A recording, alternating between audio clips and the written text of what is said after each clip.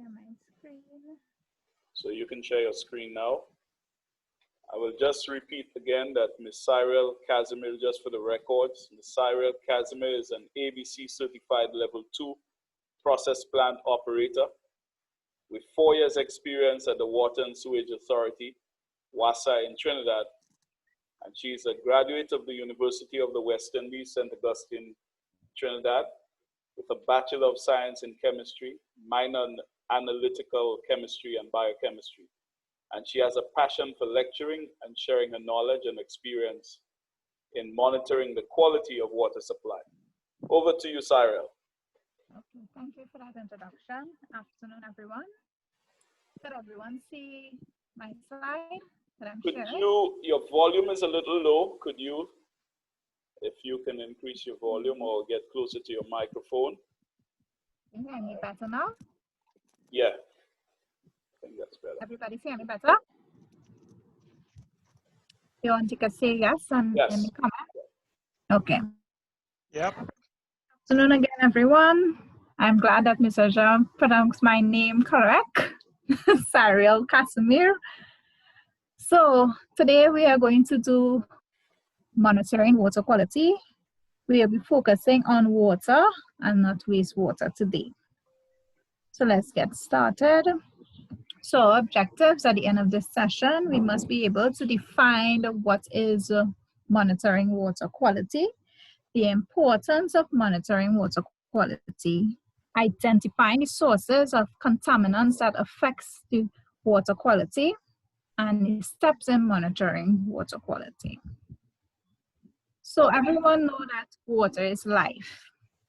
Water is necessary for all activities, be it domestic, agricultural, and industrial purposes.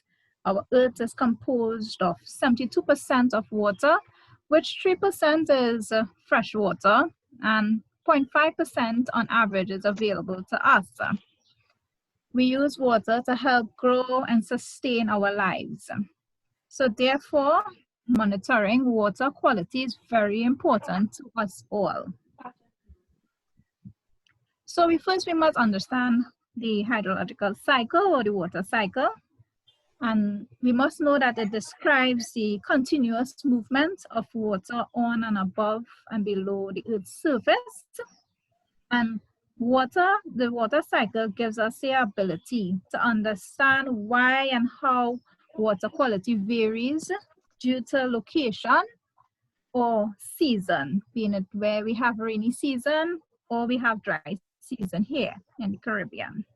It also illustrates for us the connection between surface water and groundwater through infiltration or percolation. So our first thing, we must understand what is water quality. Water quality is defined as a measure of physical, chemical, and biological characteristics of water. All operators must know that we monitor water quality on a regular basis through observation and also through our guidelines that are given to us by the WHO standards, that we must record our samples and data obtained to us. Why monitor water quality? Why is this important to us? So monitoring water quality has started by this session by highlighting the importance of water, what it plays in our daily activities, the quality of water, whether it is used for drinking, irrigation, or recreational purposes, significant for our health in both developing and developed countries worldwide. Water quality can have a major impact on our health, both through outbreaks or waterborne diseases and by contributing to an increase in diseases. However, that is one aspect, but let us discuss what are the other importance, why it is we need to monitor water quality. So operators, we as operators, I'll be speaking from that perspective due to my experience. I'll be relating to that. We have data collection. And data collection helps us to identify the parameters that we may exist in a particular location. But before we put down wells or we put a water treatment plant in a specific location, we must be able to identify what are the type of parameters that exist here. Why is that so? We must be able to do so in knowing how to design our water quality, our water treatment plants based on these parameters, whether it is we are actually needing to put down a sedimentation basin, a fluctuation basin, coagulation, or either we don't need that because of the type of parameters that is present. And I will discuss what are the parameters later on in this session. For example, I can give you an example here in Trinidad. We usually have our plants such as Carney, which is one of our bigger plants. In that area, you will find there are a lot of runoffs, agricultural activities taking place in that area. So therefore, we will need to design a plant which facilitates for those type of parameters in that area. However, where I'm stationed at Matura, we don't have that agricultural runoff. But over a period of time, it has changed, approximately 7 years. Whereas before we didn't have that runoff and we didn't have that mining in that area, now we have mining where it is we have quarrying going on further up our stream. So therefore, we now have to take provisions where it is that we would have to make a change in the way we treat our water. So our utility will have to make some sort of changes in the type of water treatment plant that was laid there. So it also assists us in economical decisions, where it is that we have pollution, we will know how to change it. We do remediation programs, where it is we will know how to monitor our water better. Also, we must be able to comply to our standards. So when we are monitoring water quality, we must be able to be in compliance with our standards that was set by our agency we follow here in Trinidad and Tobago and in the Caribbean worldwide. And in the Caribbean, we will follow the WHO guidelines, which is the World Health Organization guidelines. Other areas may follow the EPA, which is the Environmental Protection Agency services. We also have to ensure the quality of water is suitable for human consumption. So in summary, we must be able to do data collection. It will help us design a suitable water treatment plant dependent on the water quality parameters present at that geographical location. It helps us to ensure that all agencies comply or meet the guidelines of our water quality standards. It assists us in making economical decisions in managing water quality, such as in pollution prevention and remediation programs, etc. So here we have some examples why it is important to us. It was estimated in 2012 that approximately 780 million people in the world were without access of safe drinking water. While we have WHO, which is the World Health Organization, also reported that 9.1% of the global burden of diseases and 6.3% of all deaths are due to unsafe drinking water as well as poor hygiene. So we have to keep in mind how it's important to our children as well, right? Basically, we can develop cholera due to bacteria being in the water system. So therefore, water must be appealing to our 5 senses, be it taste, odor, smell, color, feel, right? Free from pathogenic organisms which causes diseases, and it must be aesthetically acceptable, which I explained just now. It must be apparent in color, turbidity, whether it be odor or taste. Therefore, water meeting these conditions are described as potable. And potable is a safe to drink, it's pleasant to taste, and usable for domestic purposes. So steps in monitoring water quality. I decided to come up with my own steps in monitoring water quality. So I'll just give you all that knowledge. Is everybody here with me? Because I feel like I'm talking to myself. So let's go on. Step 1, operator's duty. We have to know what is our duty. So operators must monitor each unit process from their raw water to their final water product. So every plant will vary, as I said before. It is designed, developed based on the type of parameter, the type of water quality that we are getting from our raw or we are getting from our wells, our groundwater. So we must ensure to be observant by utilizing our 5 senses, ensuring that we are capable of performing a variety of laboratory tests, whether it be pH, turbidity, chlorine, you name it, on various types of water source samples, whether it be wells or raw water, be it surface water. Ensure to conduct sampling at the various site locations. So on your plant, you will have different parts of the plant that you will test, various sampling sites, whether it be from your raw water, your filters, or your finished final product, as well as the types of laboratory tests, as I indicated before.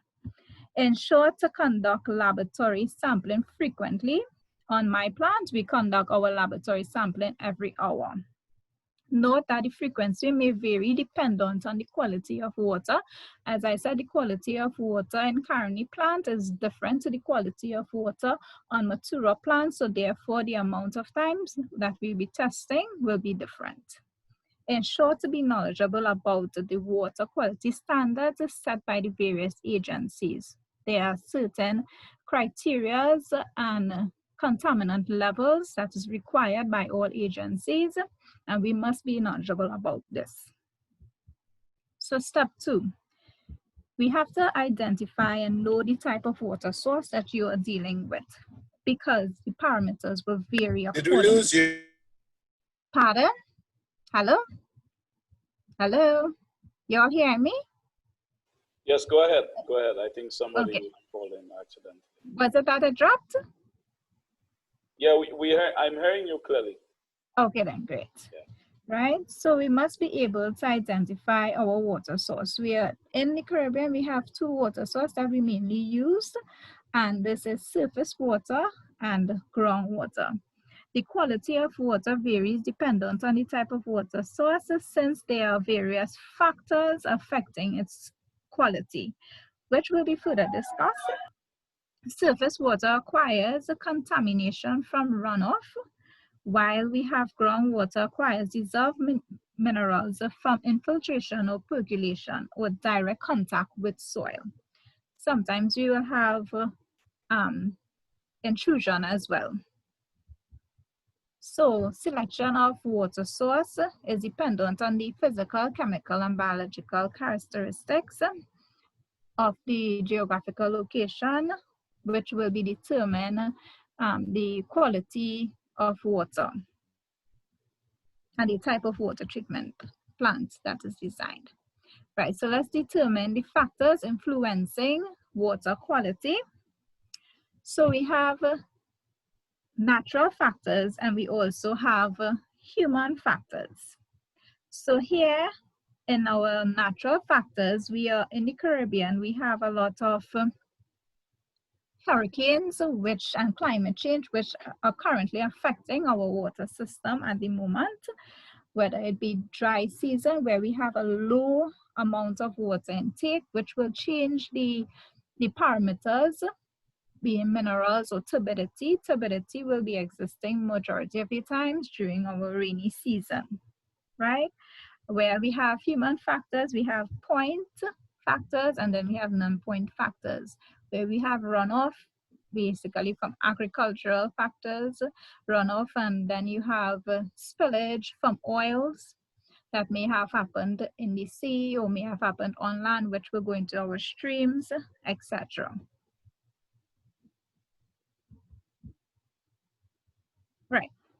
So here I am going to discuss, I'm sure that everybody could relate to the picture that I am showing here because it will be fresh in our minds.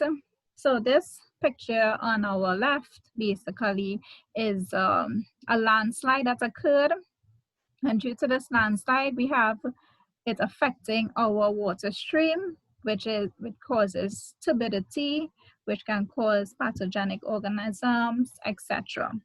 On the right, we are seeing here in Grand Bahamas, when in 2019 there was Hurricane Dorian, which caused a lot of vast percentage of the island to be covered by seawater, right? So we can see in the picture that majority of the land, this is before, and this is after. This is the airport runway, right? So basically, Grand Bahamas lost potable water that serves throughout the island. For example, the low-lying islands are already being impacted by the rising sea levels due to this climate change. So in Bahamas, the utility company and the government have had no choice but to make new wells due to at various heights because the salt intrusion due to this hurricane, we had a salt intrusion where it is other wells may have existed at 30 feet, while now they have to now go up to 40 feet to prevent that salt intrusion from happening. 6 months later, we are still currently getting that effect of that water quality where it's salty, tasted.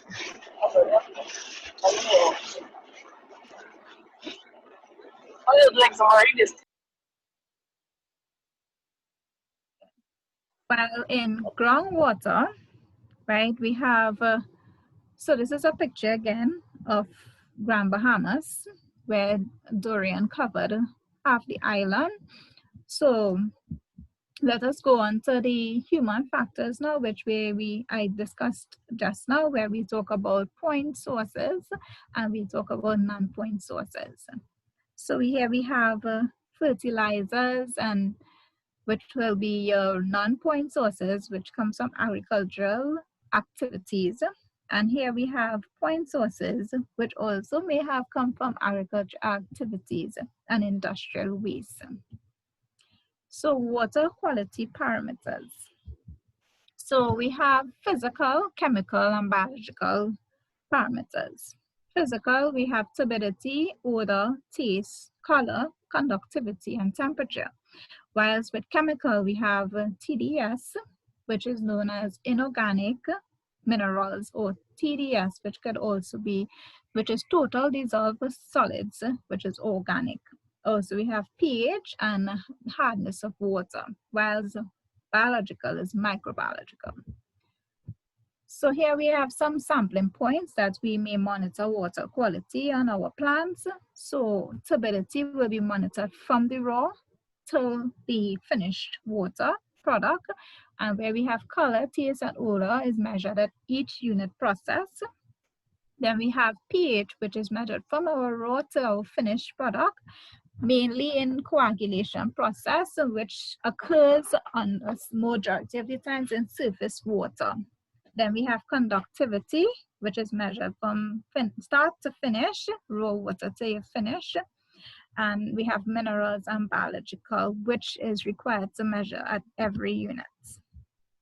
So let's look at some physical parameters. So physical parameters, so you have your natural factors and you have your human factors. So as I said before, natural factors could be from flooding, which will increase your precipitation in your surface water, because surface water majority of the times affected more by turbidity than you will have it being affected. I'm sorry, but we cannot hear anything.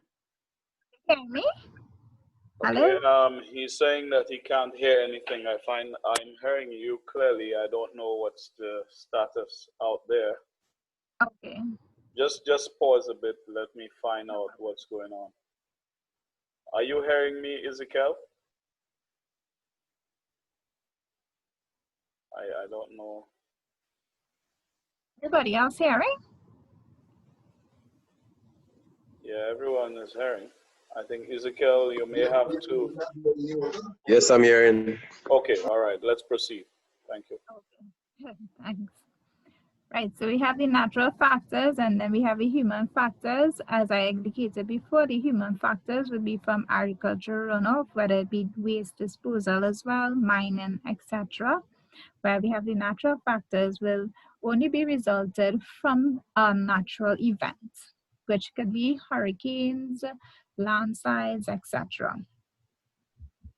So I decided to come up with a monitoring scheme, basically to show operators at each point where do we monitor throughout the system and why it is important for us to monitor throughout the system so that our water quality abides by the standards that is provided by us by the WHO.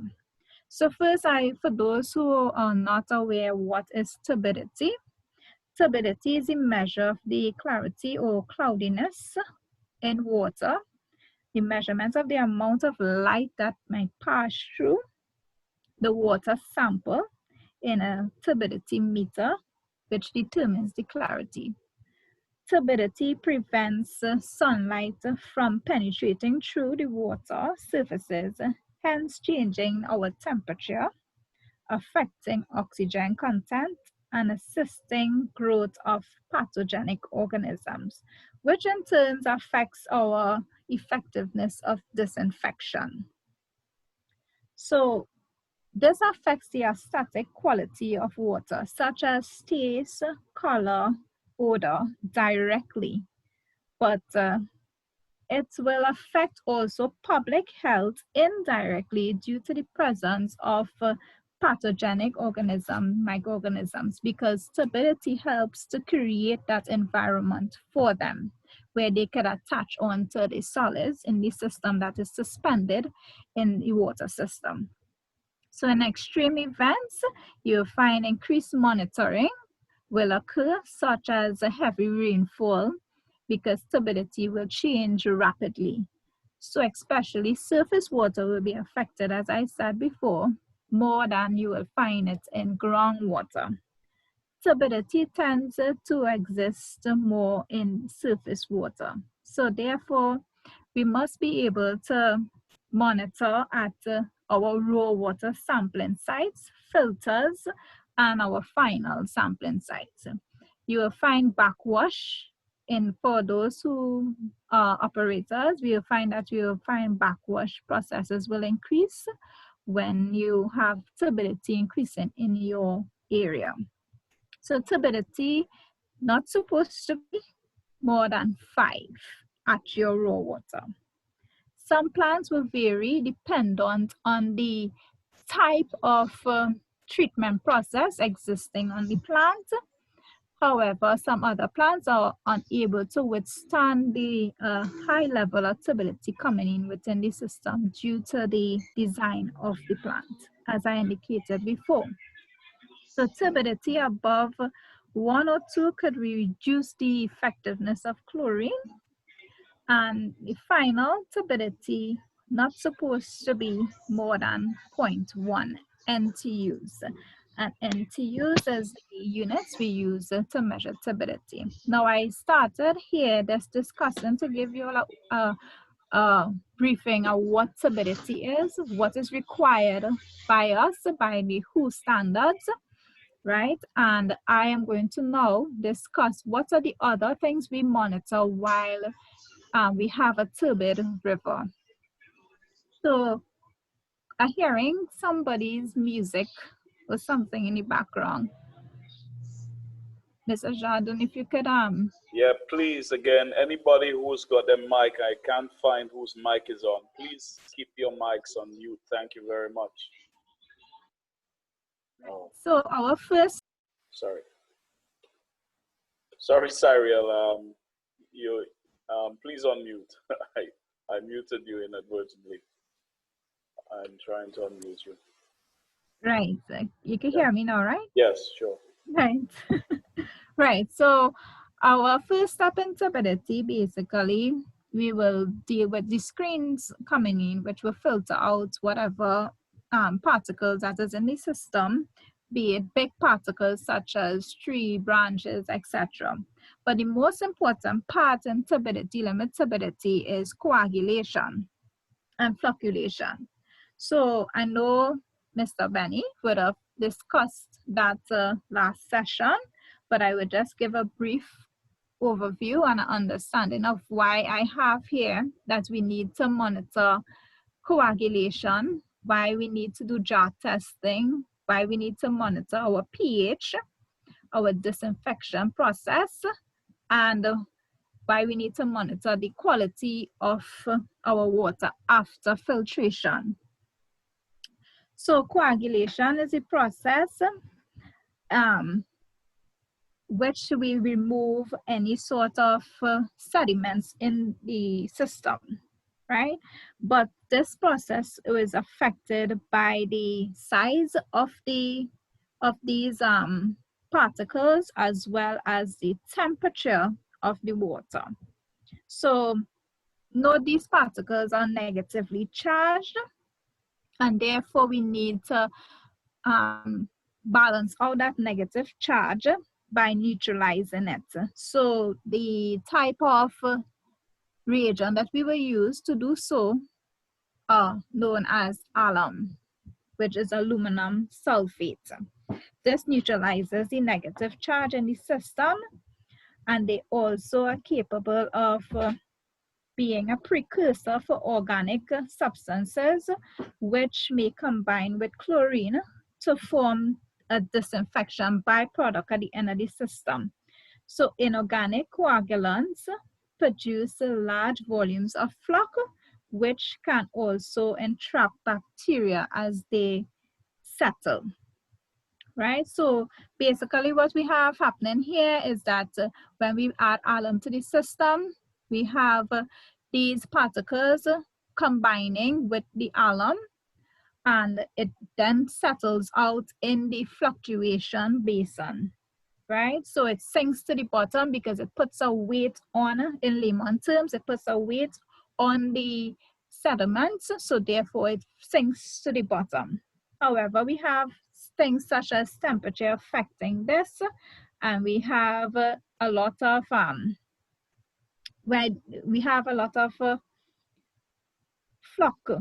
pin flock being formed, while instead of a large flock that could actually settle down to the basin, which could cause your pin flock to float over into a sedimentation basin and into your filters, putting a strain on your filters. So you don't want that happening. So therefore you will use a coagulant aid, which will help now to these flocks to join together and prevent it from breaking up or shearing, right? So that we will settle it down and it become heavier and it settle down to the bottom of your system, right?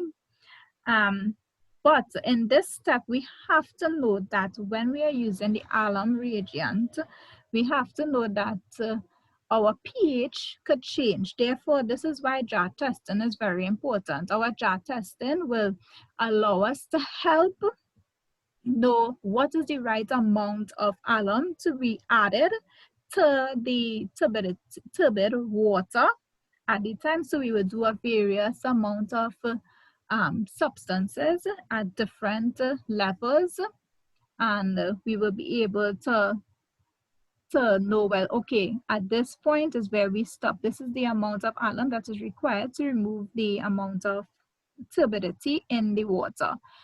However, if an operator overdose or underdose, but the alum in the system, it could tend to change the pH of the water, right? So in order to bring back that pH in our water, we will need to add calcium hydroxide.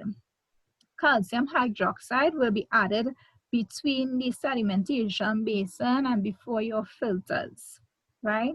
So that in that process will help increase the pH. Now I will discuss pH further so that you will understand acidity and alkalinity. right? So the calcium hydroxide will push the pH to more alkaline water, because remember, after we are going to add chlorine, and chlorine is an acidic type of water substance. So therefore, we will need to bring water between 7 and 8 point something to go on the system. So therefore, we will have to bring it to an alkaline position. Disinfection now, while we have turbidity occurring, remember I indicated before that bacteria will use turbidity as an agent where they could move through the system. So therefore, you have to add chlorine now to inactivate bacteria within the system.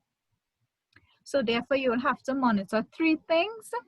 You have to monitor your color, your turbidity, your pH, your chlorine residual throughout your whole process. Obviously, you monitor pH after you add your alum and after you add your, to know if it is you're going to add lime to balance back out that pH. You have to conduct your jar testing to ensure that water quality parameters are met. I would like to stop here. So if anybody would like to ask me anything based on this turbidity, or everybody good? Any questions at this stage? Anyone? I actually sent a question via via the chat. Okay, sorry. Let me find that. That was, who was that? Oh, what is the optimum temperature for coagulation? Yeah. Yes, that was my. I will get back to you on that, because remember, different systems will vary, as I said before, dependent on the location of the plant. So are we saying that the coagulation is not dependent on the chemical? Yes, it's dependent. It's dependent on the chemical. So all right, so what I was trying to find out is just what range or temperature range that you would consider for that coagulation process to take place. What range is best? In the Caribbean? Well, let's just look at your plant alone, for example. It's somewhere in Tobago, you said you are? Yeah, we don't Matura or somewhere? Our plants. Huh? Have coagulation on our plants. Oh, you don't have that there? No, because it basically varies. Oh, but every plant varies dependent on the quality of water. Could you tell me about Caroni? You said that's a big plant. Yeah, but I don't know the exact optimum temperature at which coagulation will happen at that plant. Okay, great. All right, thanks. Before you move on, Cyrielle, there was another question. Somebody, I think Mandel Gregor asked, when adding alum, does it affect the pH? And if so, how do you mitigate against the pH change? Right. As I indicated before, yes, it does affect the pH, and therefore you will have to add calcium hydroxide, which is lime, which will help bring back up that pH to an alkaline level.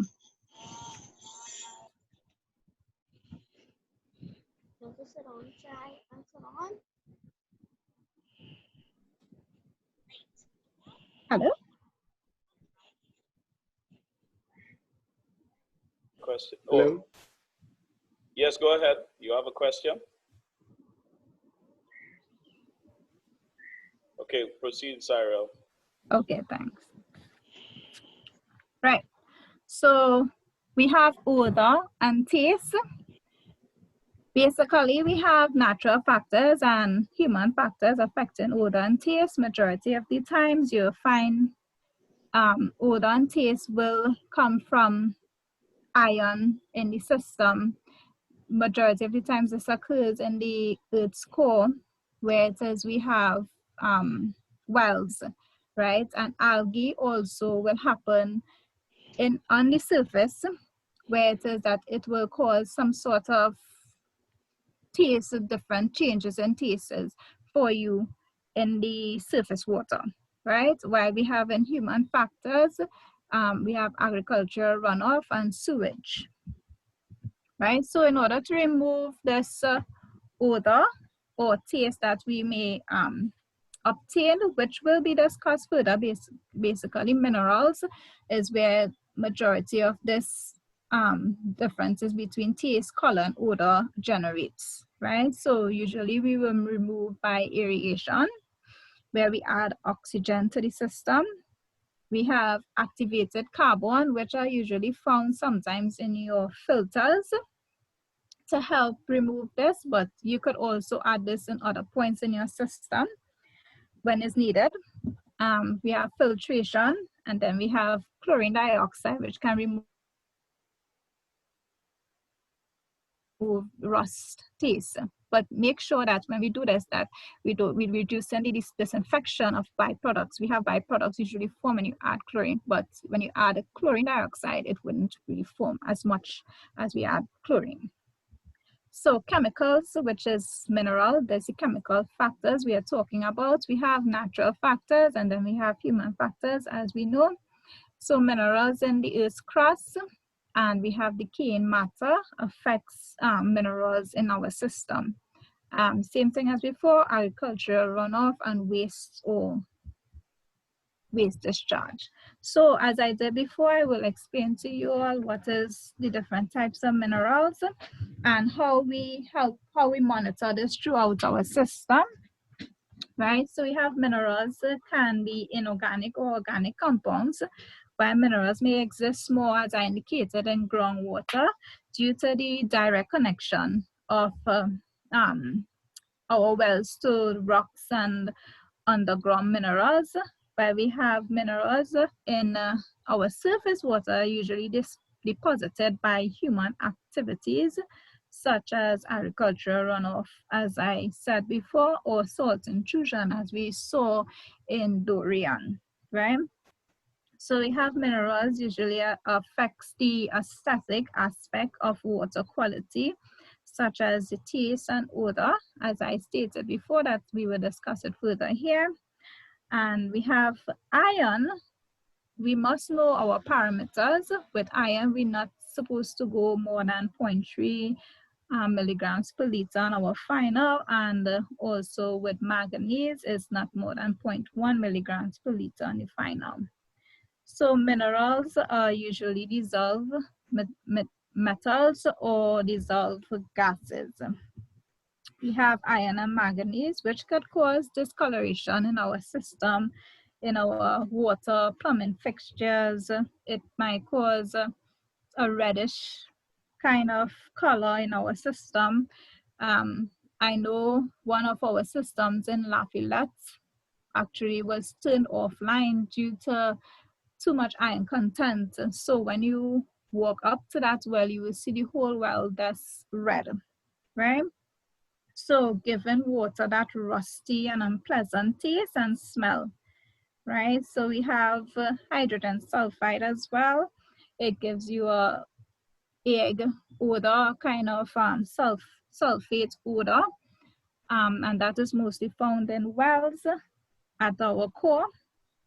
And in addition to this dissolved gases, we also have carbon dioxide, which can cause carbonic acid, which could be corrosive to our system, right? So we could use aeration, or we use lime, as I indicated before.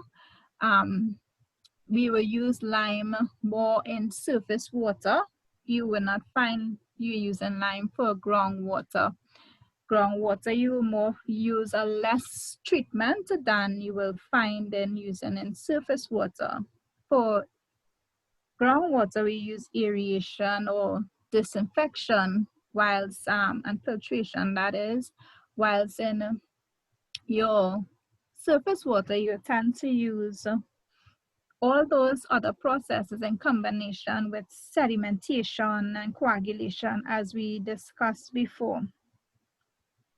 Right, so we have, you will want to increase your filtration or backwash process when you're having a lot of iron in your system, so that you will tend to remove any sediments in your activated carbon system, right? And we have disinfection, which we could remove bacteria, because when we have iron in our system, we have iron bacteria growth being a problem after, right? But we have to ensure that small quantities of iron can be removed also by ion exchange process, so ensuring that that doesn't clog our systems. Right, so we have a pH. Now, pH is very important to our system, and pH is really the measure of hydrogen ions in water. It measures how acidic or how basic our water is. And I indicated before, in coagulation, you need to measure your pH in your system, because you don't want our customers to be getting any acidic taste, slimy feel, or you don't want them to get any acidic water on our lines, because you know it will be very corrosive to our water lines. So we must make sure that we monitor our pH, and in doing so we can use two types of methods. We can use the glass electrode meter, or we could use pH strips. So pH are usually affected both in surface water and in groundwater. So pH in our water usually lies between 6.5, and that is our raw water, to 8, right? So carbon dioxide will lower our pH in our streams. You'll find carbon dioxide, as I stated before, in your groundwater through your minerals, dissolved gases as well, right? So if it lowers your pH, we know that it will increase the corrosiveness of on our pipelines, as I stated before. Right, so here we have pH is also affected by algae blooms, which we find in our surface water. Sometimes it will happen that during our dry season, we might find an increase in our algae in our systems. However, in some other streams, due to human influences or factors that may be occurring within the area, you will find you have algae occurring a lot, right? So it is usually raised from about 7 to 9 when you add your lime in your system, as we spoke about before in a coagulation process. And then you have your disinfection process, where it is that you will be able to adjust your pH there as well, right? And move any bacteria in your system. So chlorine residual disinfection is very important to removing bacteria in your system. And we saw before where it is we could actually have bacteria coming in our system due to turbidity, right? And turbidity actually affects our efficiency of chlorine, as well as pH and temperature, where it is as pH increases, you will find your chlorine residue will decrease, and vice versa, right? And we have chlorine is very dependent upon our detention time in our system, so we must be able to monitor how long we have. For example, in the night, you will find out our detention time will be longer than in the day because of your usage of water. So therefore, monitoring your chlorine on your system and your feed rate is very important in our distribution lines. And then we will discuss the biological aspect, where it is we have disinfection occurring, and that's why as I talk about chlorine before I talk about biological aspect. On the field, some locations at here in Trinidad will test biological aspects, being the pathogenic organisms, more regularly than others due to the parameters and the quality of water. So we find in places like Caroni, we will test for that more than you find in Matura. And it's not stationed at our plants. Some plants, it will be stationed at, which is Caroni, because they have their own lab where they test biological aspects as well, right? So chlorine is used for as the disinfectant to remove any sort of biological pathogenic organisms within the system. You have other processes that could be used as well to disinfect this, but we won't go into that today because a biological aspect is usually done more so in the labs rather than on the field, right? So after this, I'm asking you all, do you all have any other questions? Because I want to do my conclusion. Before I do my conclusion. Hello? Yes, Cyrielle, there are a few questions in the chat. There's one from Mr. Elvin Roberts.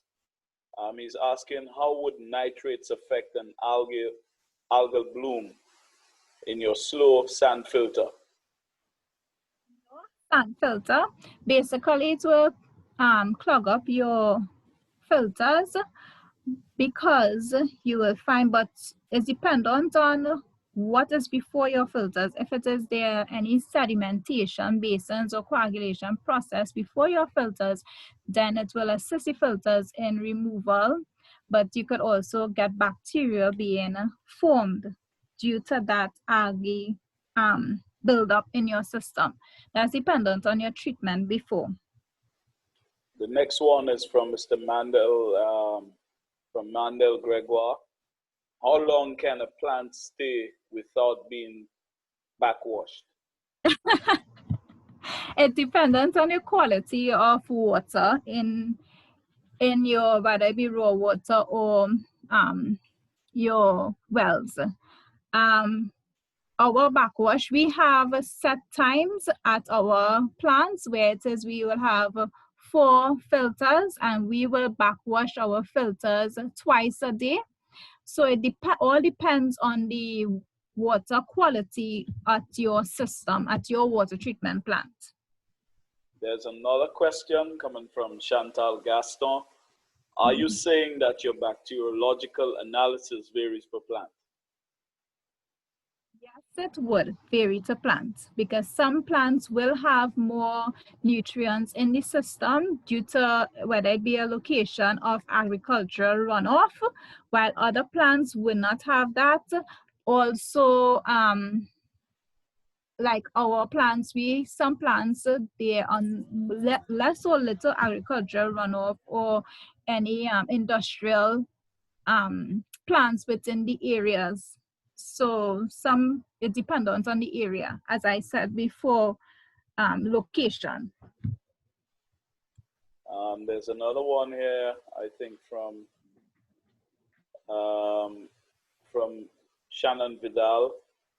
Would you advise a lower dose of chlorine gas during the night when detention time is higher in a water system? Yes, I would advise a lower feed rate, chlorine feed rate on your system in the night as opposed to your daylight, because your detention time, your water usage or demand on your system will be less at night, dependent on the area that you are located. There are urban areas and there are rural areas, so it's dependent on that. I don't seem to have any other questions for now, so I guess you can go into your conclusion. Oh no, there's another one. I see one question. Yes, you see another one, right? Yes. At what level of water resources, I don't know where that is.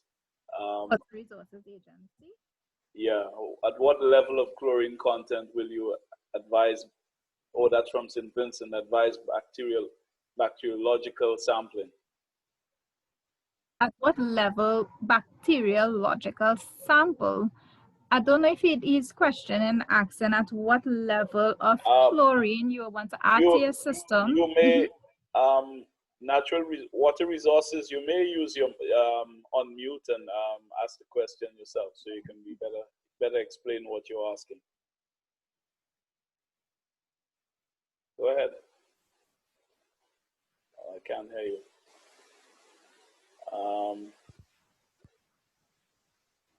I'm not hearing St. Vincent, but I'm not hearing anything. Yeah, so the question is, at what level of chlorine content will you advise bacteriological sampling? And they're saying within our transmission and distribution systems, we're flushing to reduce iron levels. Is there any alternative and more effective way of achieving this? In our distribution system or on the water treatment plant? I guess this is in the distribution system.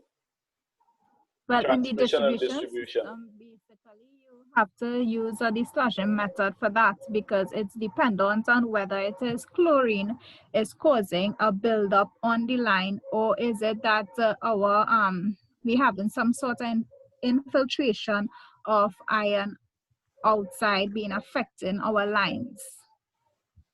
It's dependent on those things as well. So we will know how it is. You could do a distillation method basically. Yeah, Mr. Eiffel, go ahead. I see you have a question.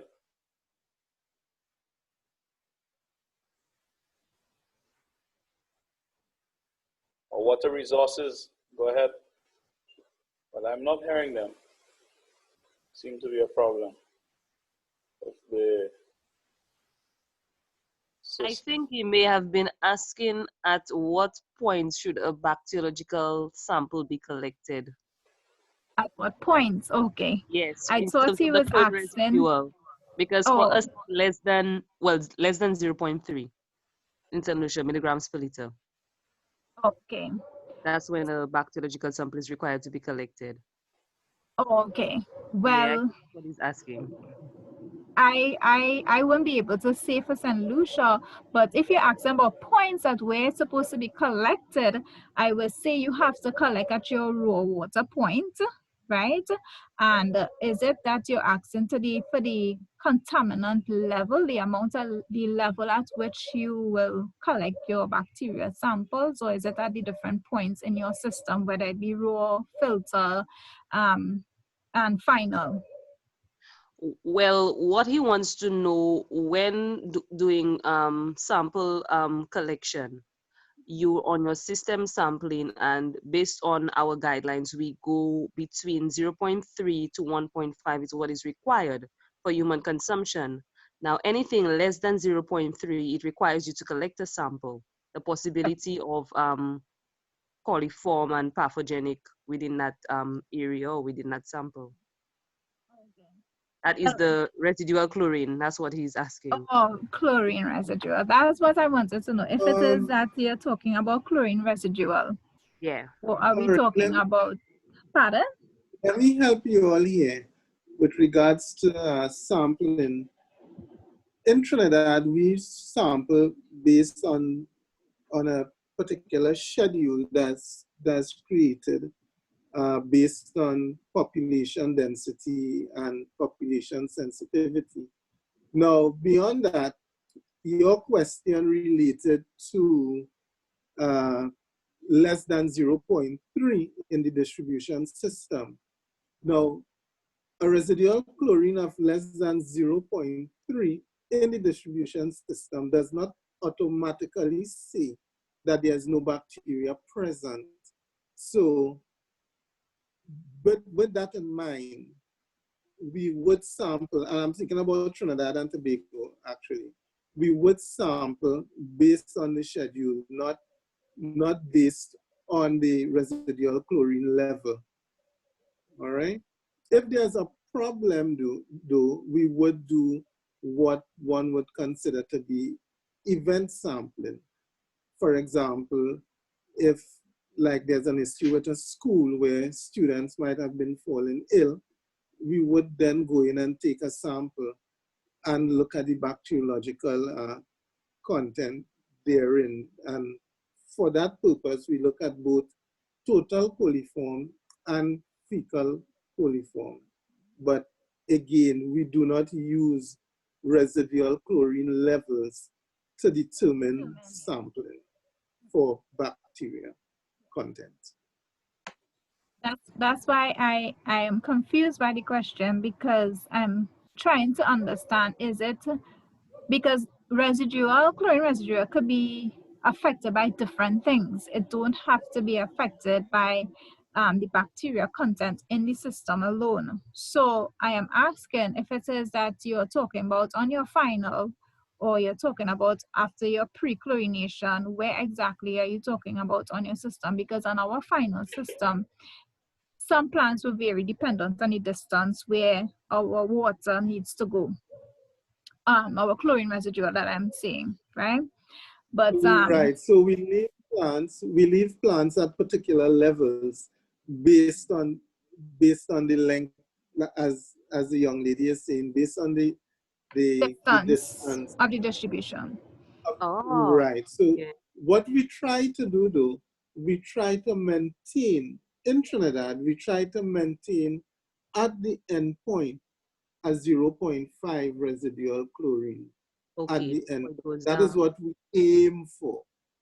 Okay. All right. In some cases, it will go below that. Some cases, it is above that, but we aim for that at the end of the distribution system. Okay. Different plans, different. Yes, exactly. Yes. That's why I keep saying it's dependent on the location. The fact that we use surface water and all of that.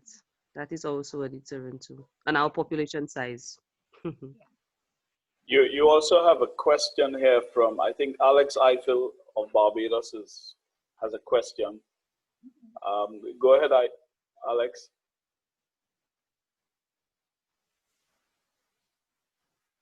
I'm not hearing him. So, but his question is, what free chlorine level you maintain for the distribution system? Basically, at our plants, we will maintain nothing less than 1.5. It's dependent on the plant, as I indicated. At Caroni plant, it will be higher. And different plants, we have a chart that actually shows us what the level of chlorine we have supposed to be in our system at different plants. And we got a question from Mandel Gregoire. Please go ahead, Mandel. It's your show, so I don't want to be doing questioning and you. I think I rather the person talk because it'd be better for me to understand. That's what it is about, for us to have more participation. Yeah. So go ahead, Mandel. I'm not getting you. Are you still there? Yes. The reason I asked about the backwashing is because we have a plant in Dominica, and we mostly run it when the water is turbid, and that is like once a month, sometimes once a week. So that's why I asked, like, when once a week with water. How long you can go with backwashing? Yes. Okay. Because the plant is not running every day. It only runs when the turbidity gets above 30 NTU. All right. Okay. All right. Well, I think the amount of times you will backwash, I mean, we have schedules down here that we work with, right? But the amount of time you will backwash on your system is dependent on the variation of your turbidity. But I think it's always ideal to backwash your system regular, especially if it is that you have a turbid surface water, because some surface water is not turbid. So like in Caroni, they will backwash your systems more regular within an hour or two than you will have it in our system where we will backwash twice a day, because of the water quality will vary. Thank you. Again, Gregoire, just let me mention this, because I'm looking at you saying you would backwash when your levels go up to 30 NTUs. Now the thing is, No, that's when the plant would run. That's when it's running. He said the plant don't run often. Okay, because 30 NTUs is a failing level, because the standard is the standard by World Health Organization on finals is not greater than 5. I think that's his rule. I think that's his rule. Right? But it will be dependent on the type of treatment that they have on that plant, whether it be a stringent treatment as well, because some plants could handle different amounts of turbidity. Is that on your raw or is that on your final? That have to be on your raw. That's zero. That's zero. Yeah, that's your raw. Okay. So anytime your turbidity passes 30 on your raw, you backwash? Well, that's when the plant starts to run. Oh, because Plant is backwash is offline really, as regular. backwash is really dependent on filter condition. Mm-hmm. Right. So I'm kind of puzzled about the reasoning here with backwashing based on influent water quality, when it would be really the water quality coming off of the filter. Yeah. I have a question here from, I think, sorry. I think Elvin Roberts would like to put a question. Go ahead, Elvin. Yes, I'd just like to find out the relation between aging galvanized pipes in your distribution system versus a high iron content. If there's a possibility of a really Aging, you said, right? Yeah, Yes, it will be related, dependent on. Obviously, you will have a high iron content forming over a period of time, because remember, we use chemicals to go on that line regular. Also, we have impacts on our lines over a period of time from our soils, whether it be natural impacts, flooding, etc. Yes, it have a direct relation. But it's dependent on how often that your company will address the conditions of those lines as well. Okay, thanks.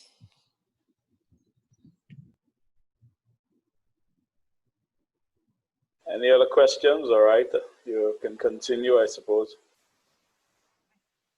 So basically, monitoring our water quality is defined as the measure of physical and chemical and biological characteristics of water using our observation, data collection and methods and recording. Right? Monitoring water quality is important to our health, our economical purposes, identifying changes in our environment, and developing remediation programs, because our quality of water wouldn't stay the same all the time. That's why we need to monitor our quality of water on a regular basis and have it accurately recorded, so that in case that we can make any economical decisions going further.